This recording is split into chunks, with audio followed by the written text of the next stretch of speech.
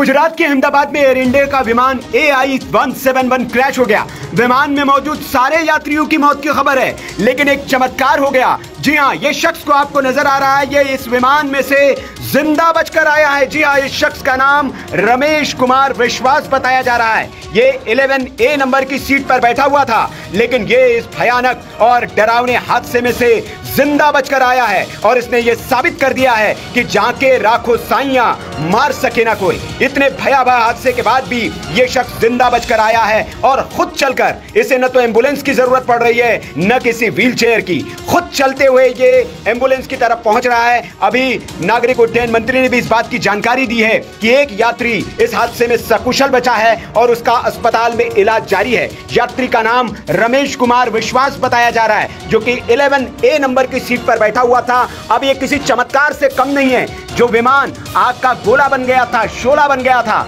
और जिसमें सारे यात्री मौत के मुंह में समा गए, उसमें से ये अकेला यात्री कैसे बचकर निकला है, ये किसी चमत्कार से कम नहीं है। ये ईश्वर का बहुत बड़ा चमत्कार है और ये शख्स अब खुद बता रहा है कि कैसे टेक ऑफ के 30 सेकंड के भीतर ही प्लेन जो है हवा में फट गया, बम की तरह फट गया और उसके बाद ये बड़ा हादसा हुआ। सुनिए इसे। क्या भैया बता पैसेंजर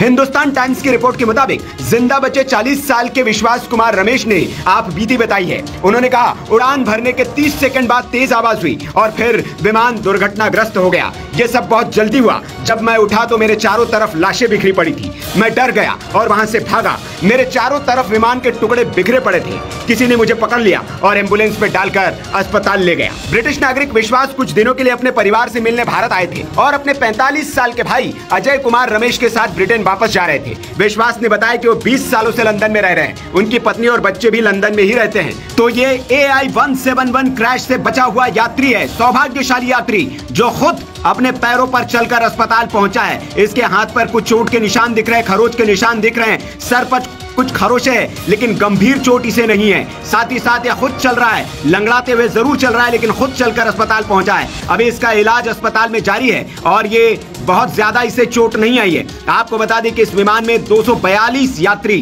क्रू मेंबर और पायलट के समेत सवार थे, जिन सबके मौत की खबर है। लेकिन ये एक चमत्कार, ये एक यात्री बचकर निकला है और खुद ये चलते हुए